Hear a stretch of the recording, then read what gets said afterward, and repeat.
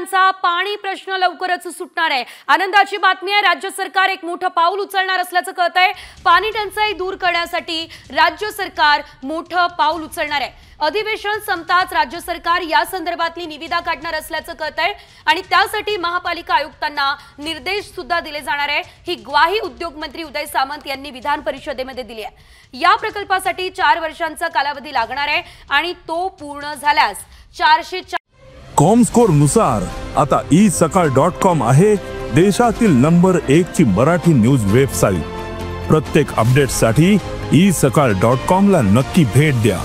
40 दशलक्ष लिटर अतिरिक्त पाणी मुंबईला मिळणार असल्याचं कळतंय। एकंदरीत समुद्राचं जे पाणी आहे ते सुद्धा गोड करण्याचा प्रयत्न आता सरकारकडून केला जाणार आहे। त्यामुळे पाणी टंचाईची जी समस्या मुंबईकरांना सध्या भेडसावतीये ती समस्या कायमची सुटू शकते।